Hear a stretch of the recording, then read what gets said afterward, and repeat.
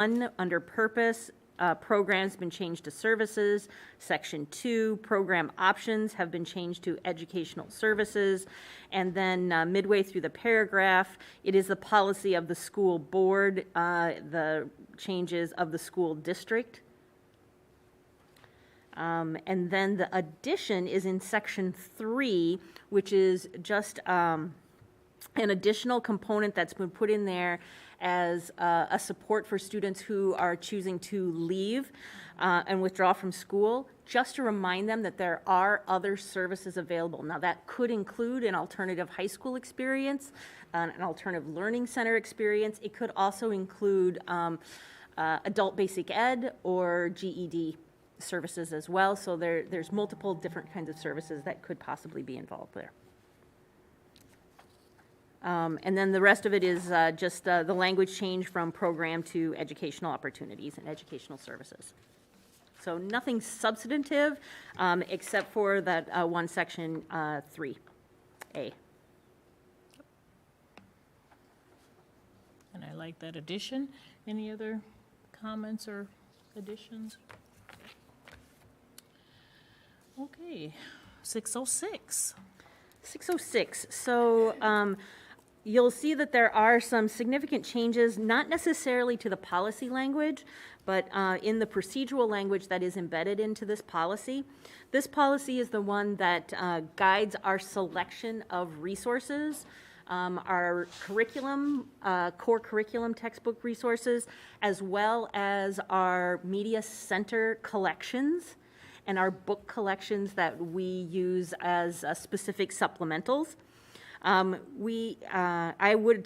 am proposing a change to section 3B to, instead of just aligning to the characteristics and philosophy of the district, I wanted to be much more specific and think it's much clearer if we are aligning with our district mission and core values, rather than characteristics and philosophy, simply because we call those out. Number 5, the statement was to foster respect and appreciation for diversity and varied opinion. In our Educational Policy 105, we call out some definitions and kind of broaden our concept of diversity. And so I have copied that language into this policy to specifically broaden the idea of diversity and make that clear for folks. In terms of the rest of the policy, everything else is statute. There are no significant changes to those types of things until we get to section 6, which is the procedure for handling question materials. And there were a couple of things I wanted to add into this particular section. One, as we have responded to parental concerns or staff concerns about specific materials, the procedure is somewhat unclear in places, and so we wanted to make sure that language was clear so that principals had that very clear direction, and there was no question about that.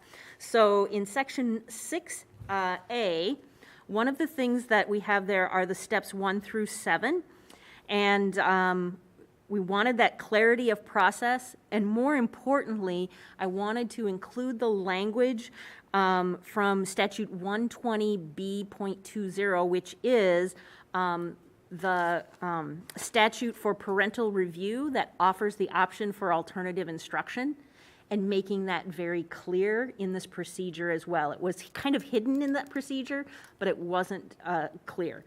And so you can see that number 3, it's very clear now that a family parent is not requiring it's not required that a student participate in the instruction, and that is beyond just the text.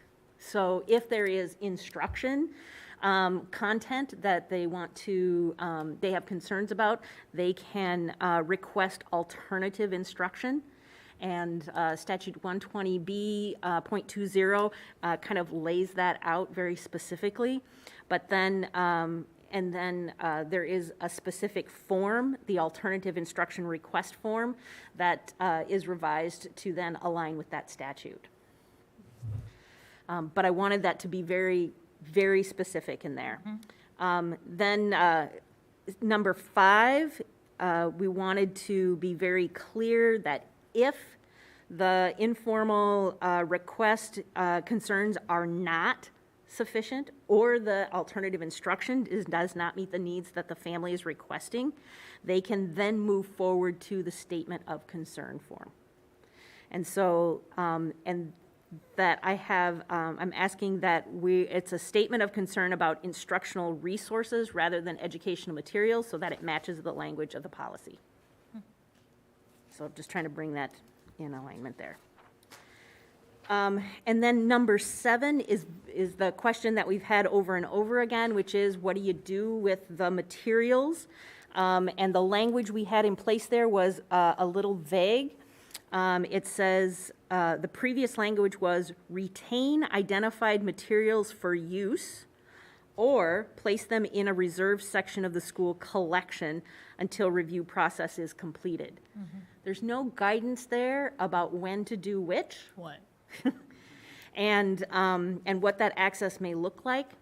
And also considering that it's possible that a statement of concern could be filed for a text that is currently being used. And if we move forward with the process of removing that text, it would interrupt the instruction for all of the other students. Right. So what we wanted to do was make sure that we were very specific, that if this is truly a material that has been selected in accordance with this policy, we would allow access to that to continue. If there is the principal or the assistant superintendent or myself identifies that there has been a violation of this policy in the selection of those materials, then it can be removed from access immediately.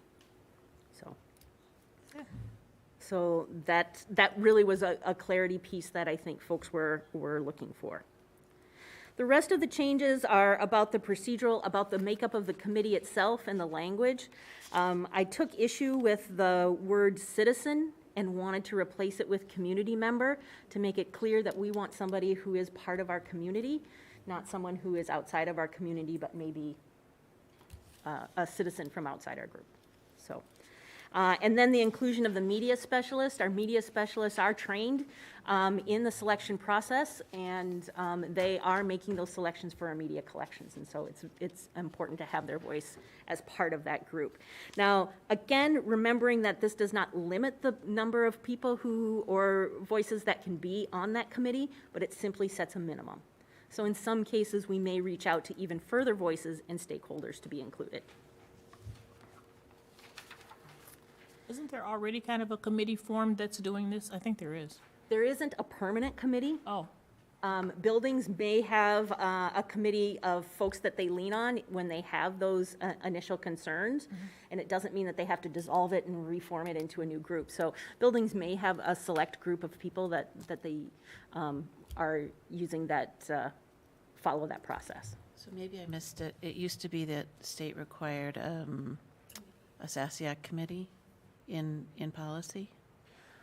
The SASIAC committee's responsibilities are not to necessarily address these concerns. They're part of the duly selected textbook committee or duly selected process. So separate, but still required. Right. They're on the front end of the process, Got it. not on the concern end of the Okay. process. Thank you. And then clarifying the appeal process.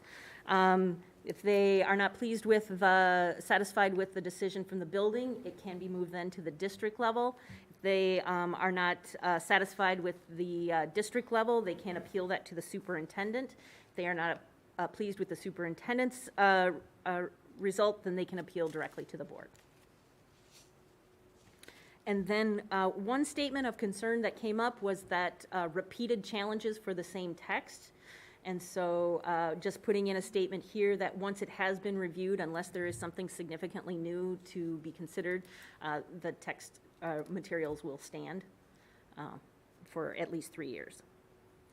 And then I did include the legal reference to Minnesota Statute 120B.20, parental curriculum review. And I think that statute is very short, but a couple of highlights in that I think, if you're not familiar with it, is that alternative instruction can be provided by the parent or the guardian, or so that if a parent does not want their child to participate in a specific content or instruction, Right. and they would prefer to do that instruction outside of the school, that is one of their rights. And so they can provide that instruction outside of the school. The school board is not required to finance or to support that outside instruction. However, if alternative instruction is provided by school personnel, and this is one that's really important, at least to me personally, is that if the student participates in alternative instruction, we may not impose any type of academic or other penalty upon that student just for arranging for alternative instruction. So, there's no late work charge, there's no, you only get partial credit or any of those kinds of things, that it's requesting alternative instruction does not result in any type of penalty for the student. So that's the cross-reference for this particular policy. And then the application forms and the procedures then would be updated to match the wording in this policy. So that's a lot of stuff in this particular policy. So I don't know if you have any other questions about that, or? I do. So you mentioned the statute being in here, or you mentioned it. Am I missing? I'm not seeing No, it. it's in the legal No. reference. Yeah, she says Oh, a I see. cross-reference. Down in the legal reference, Minnesota Statute 120B.20, parental curriculum All right. review. It's like the second one down. Okay. And then, can you elaborate more on, I'm looking at the section, responsibility of selection, B5. Yes. I guess I've never heard of different ability. It's lack of words for me, so. It's the wording from our policy 105 that makes reference, rather than using the words disability. Sure. So it may be somebody who maybe is neurotypical or has some other type of physical or cognitive disability, and that we would not select materials that would not be respectful for this. Okay. That's a great question. It was funny because the same week at work, we reviewed walk-ins and how that could be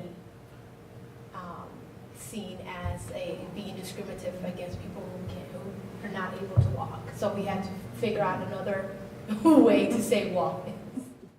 So all of our signage and everything has to come off. Yeah, so it's interesting. Different way of thinking. Do you have any comments? I do. Okay. Yeah, if Sue's. I'm done. You're all set? Yes. Okay. 6062, Roman numeral 3, item 10. It appears to have a typo. I think it should be to and not do. Use the number again, Director O. Roman numeral 2, item 10, B10.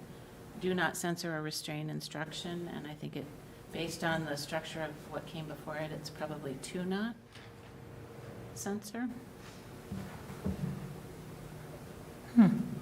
Do not censor or restrict, oh. Selection of resources shall be consistent with the following criteria: to provide, to foster, to place, to anticipate, to permit, to not censor or restrain. Or is it that? Looking at the structure of what came before it, it's to. It is, and I can't. Yes. Got it? I see it. Okay. Oh, Then 6063.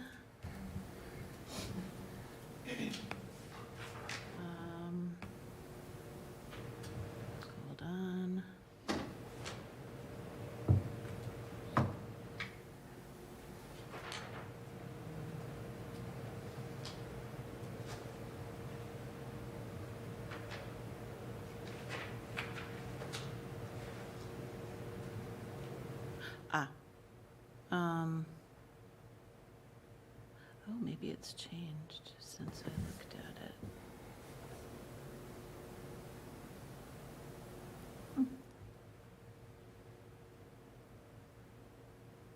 Is not required.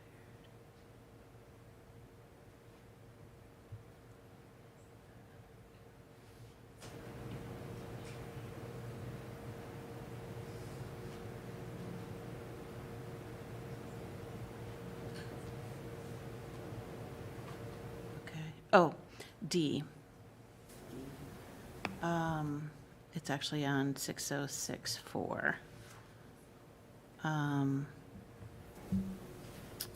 Concerned persons, they may appeal to the superintendent in the bottom line rather than he, she. They for all of They for all he, she's.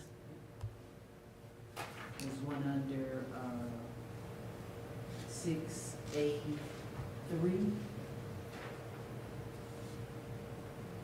Yes, that was the one I was looking for. Thank you. Yep. And then D.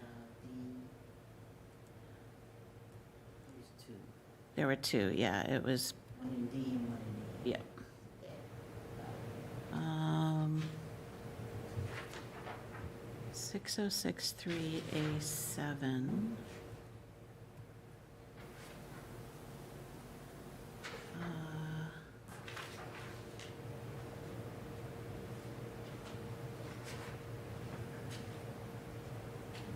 Says grammatical edit needed. Each concern shall be directed to the building principal who will, number 7 says, access to the duly selected instructional material.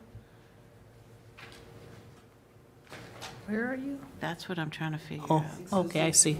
I see. 606, page 6063, A7. Select instructional. Access to the duly selected instructional material and review shall not be restricted during the review process. Oh, And because it doesn't flow in that list of duties Yep. of the responsibility of the building principal,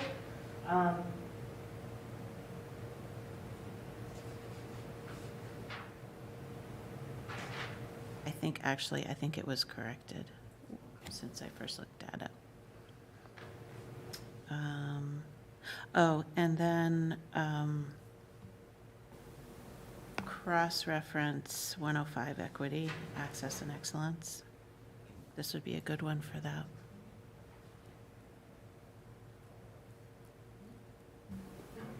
and then Oh, and one thing popped into mind too as you were speaking, Amina. This might be a situation where that form that was described in number 5 might need to be linked as a separate link beneath the policy. You know how sometimes we do that so that people can see the policy and then whatever form they need to have along with it? Right, because Statement of concern. there are two forms. There is the request for alternative instruction, and there is the statement of concern. Works for me. Just to make it easy, if people are looking at the policy, they can find the form. Okay, so, oh, Yep, I'm done. looking at 606 under responsibility of selection, number 9, at the end, it ends with end. Like, is that like, what, Or not. why does that seem incomplete? Or are you going into number 10? It goes into number 10. I think that's why. That's what you, That's why she had oh. to do That's probably why. That's why it doesn't make any sense. Yeah, okay. And then just looking at number 9, is that very typical wording to use when free market economic system and patriotism and all that goody stuff? It is language That from the goody stuff. statute that's been there since the original policy in 1985. All right. Free market? Yes. Okay. Yes. No, why are you guys looking at me? It's always interesting to see what policy language exists. Yeah, my gosh, who uses this? Yeah, it's related to the Minnesota Statute on American Heritage Education. Okay. Oh, sure. Okay. All right. And I guess I've heard it before, because I'm old. And you did mention, I think I heard you mention about, okay, which page is this? 606, and then you said E should be they too, as far as, okay, I thought so, but it went so fast, I wasn't sure if you said that. And my only comment is I was glad to see this referenced, because as I was reading the other policies, I was thinking, why is there no instructional or curriculum type policy or suggestion, proposal, something that's more specific to where we're going? And so I was so glad to see this and read it, and I think it's very detailed, but, you know, my brain thinks different too, but I thought it was very detailed, and I love the way you explained everything in detail. That's my only comment.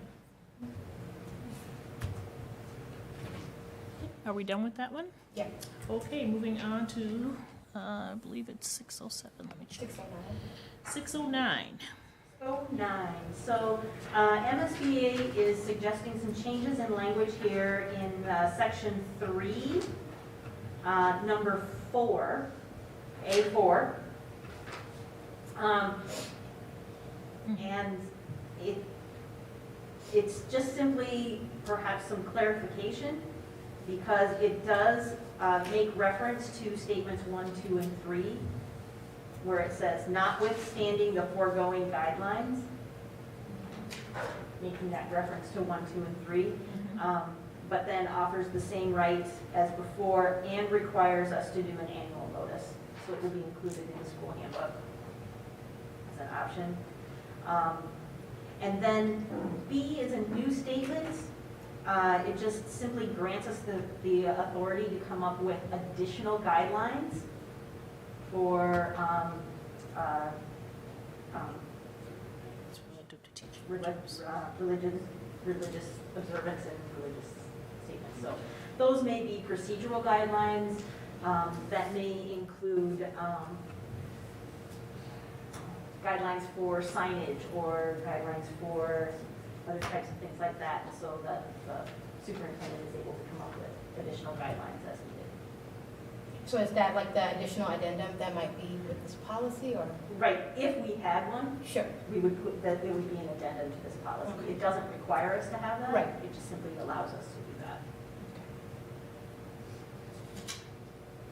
And it may be something as simple as students who are choosing to observe prayer need to sign out of their classroom. There's the procedure, extra procedure. Right. Or it could be something from Minnesota Department of Education, additional directive guidance they've given us. So nothing substantial there, but just some additional opportunity there. Clarification. I would just add the cross-reference of 105 equity.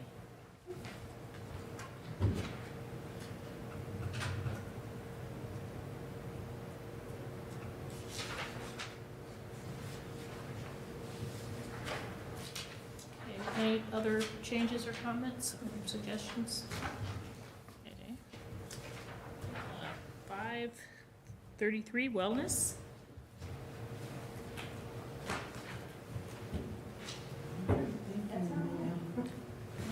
I think I've got plenty here. Thank you so much. Thank you. Thank you. And we'll be back. So, Chair Connor, I need to make an apology in the fact that the wellness policy that's before you does not reflect the changes that were most recently requested by the Wellness Committee. So I would ask that we actually pull this for the next meeting, Okay. because there's just been so much discussion over this policy in the last 3 months that the version that you have in the packet at this time, it just doesn't reflect the changes that they intended Well, we definitely need to do that. Okay. I apologize. No, that's just fine. Thank you. Thank you.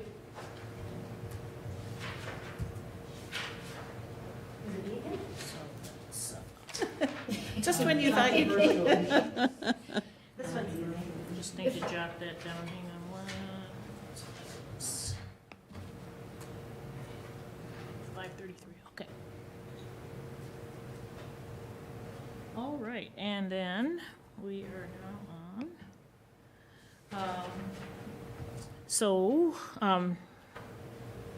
Okay, so 699, policies with no changes, first of all, that's what we're gonna review. And so policy 699, teaching about controversial issues. So, I don't recommend changes to this particular policy. I think it does outline, the guidance, not kind of, but it does outline the guidance for teaching controversial issues.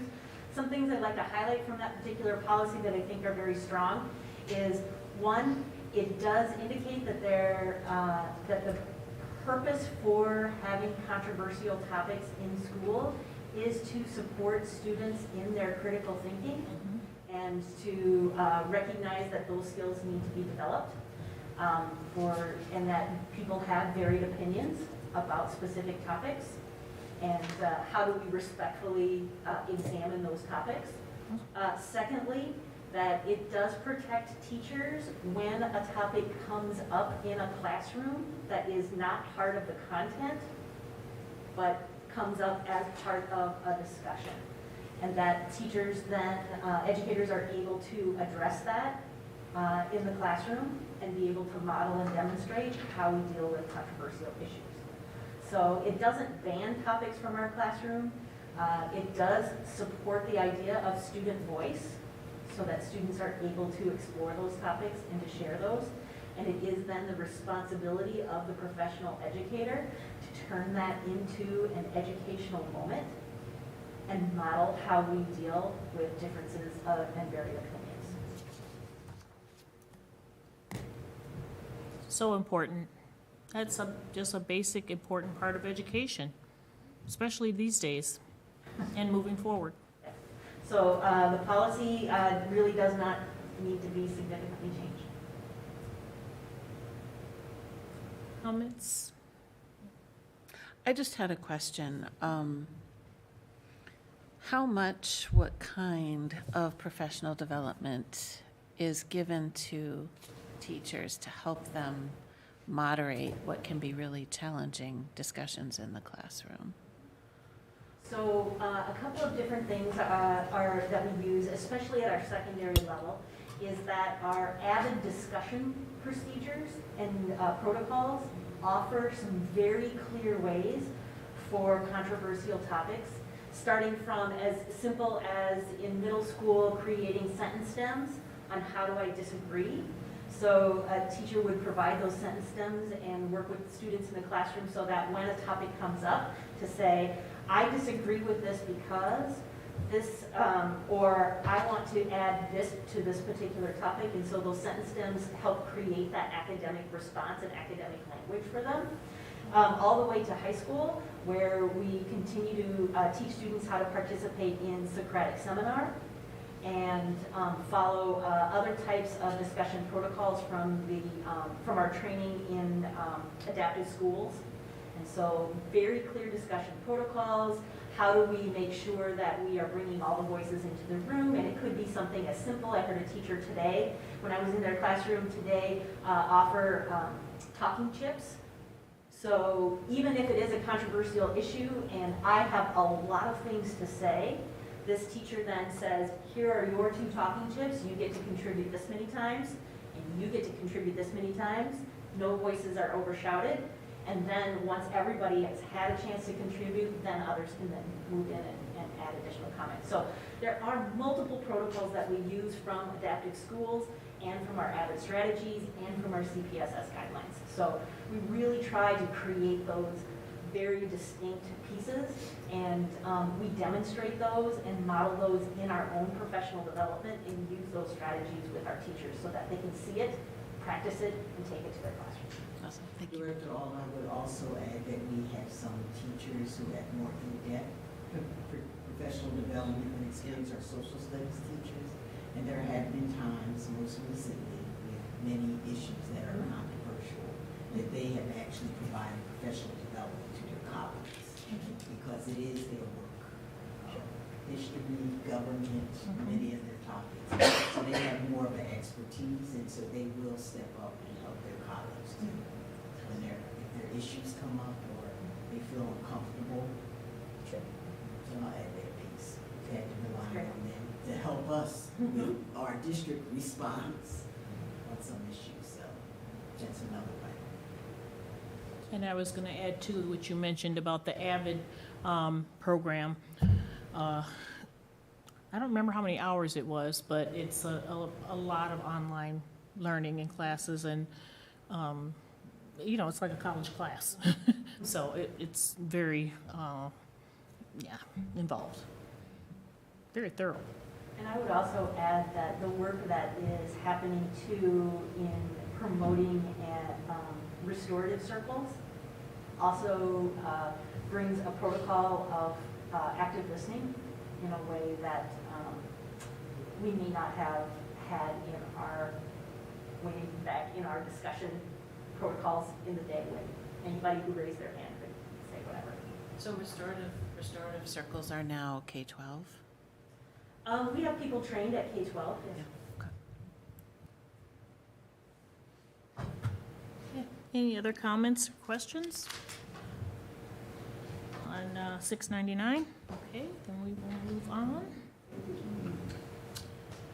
Let's see, 701, establish adoption of school district budget.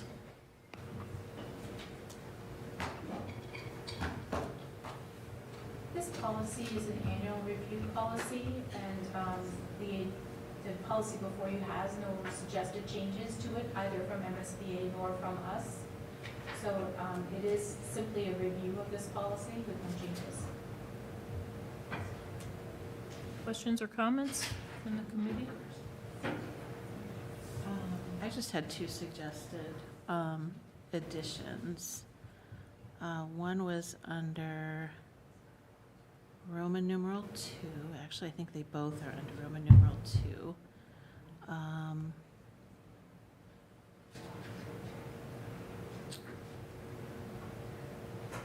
Budget planning is an integral and collaborative part of program planning. Adding and collaborative. And then at the end, the annual budget will effectively express and implement school board goals. And I also liked Amina's addition of aligning to the district mission and core values, because that is what we're doing. We would just be codifying it into policy. So adding after goals and align with the school district mission and core values. I like that. Strike priority. And I was gonna say, and just strike Yeah. priorities of the Yeah. school district, okay. Been inconsistent. Is that?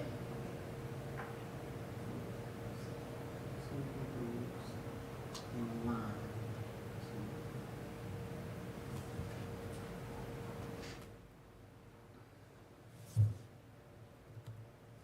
That was all I had. Okay. Do you have anything else? Sue? Okay. Me either.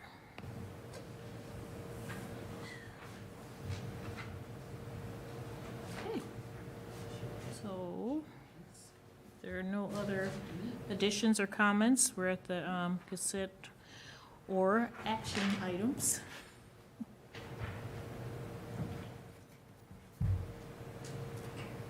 We're gonna go policy by policy? No? Sure. Okay. Okay, let me go start at the beginning, I guess, here.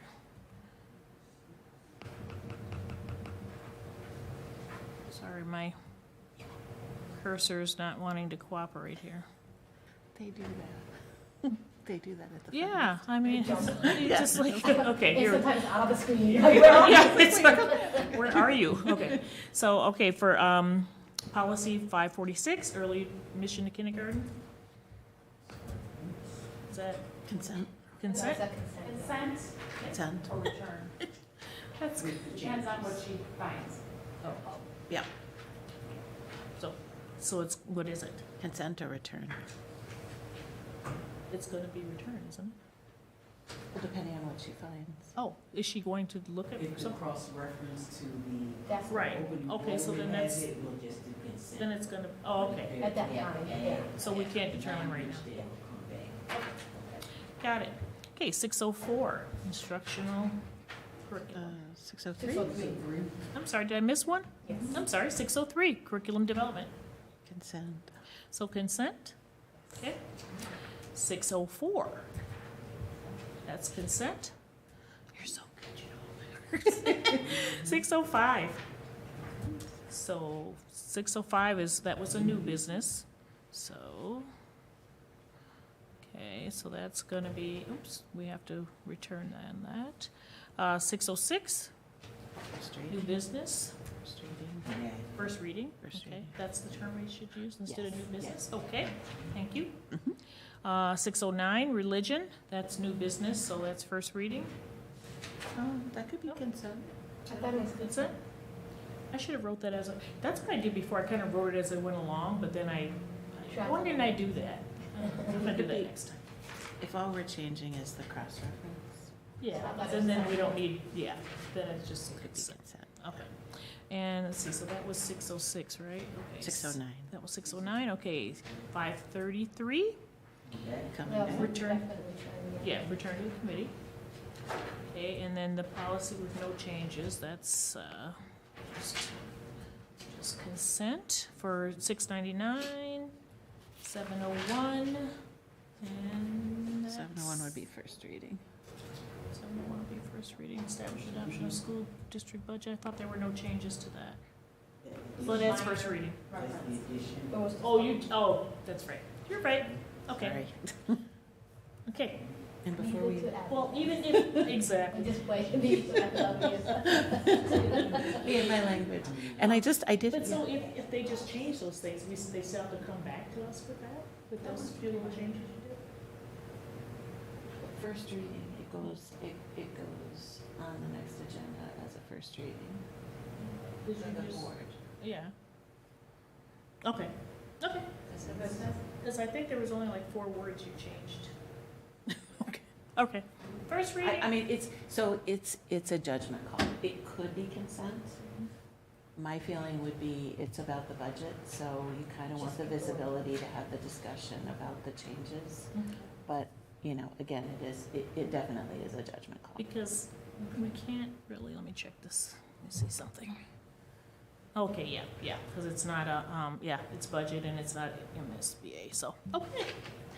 And First reading. the only other thing I did want to suggest for next time, we had talked a while back about adding policy 203 to our discussion to discuss the land acknowledgement as part of the board agenda. We did, I was wondering why we didn't discuss that the last meeting. Because you didn't bring it forward to. Yeah, I know. That's up to you. And I wrote, sorry, and I had it written down too, and I thought, I never brought up, we never discussed 203. I So didn't, you can bring it We can forward. bring it up today, right now. okay, well, I'm not Yeah. prepared. That's okay. We'll add it to May, 203, Yeah. Yeah, 203. and there's been an updated one too. No. So there's a couple of those. Find out what the land acknowledgement is, yeah. Where did I have it? Because I had that written down somewhere. You definitely did. I know you did. And I probably don't have it now, because I missed it last time, and I just thought, oh, we didn't bring that up. That's my responsibility. The royal we. Oh, yeah, the mean we. Okay, well, yes, so can we, so since I'm not prepared, can we bring that up? That would be in May. Yeah, Okay. that would be for you and Dr. Battle to talk. Okay. We're checking on the number, is it 203? I had it as, Indeed it was, but I don't have it. For some reason, I think I wrote it somewhere. Oh, wait a minute, I didn't. pretty sure I double checked it, but. Oh, come on.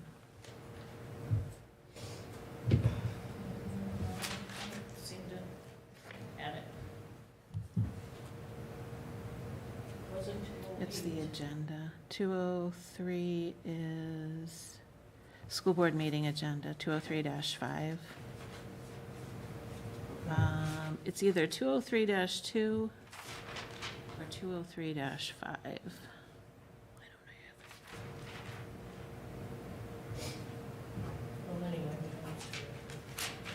Oh, yeah, it's one of those 203s.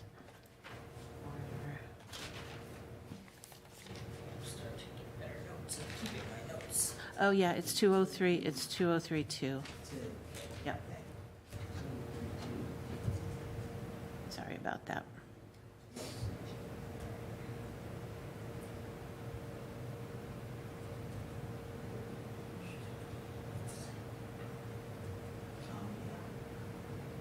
Hey, well, excuse me for that. Yeah, no problem. We'll be here next month. Not going anywhere. Did you? Oh, okay. We're good. If there's no other comments or concerns, we are adjourned at 5:47. Thank you. Thank you, guys. And thanks for catching that.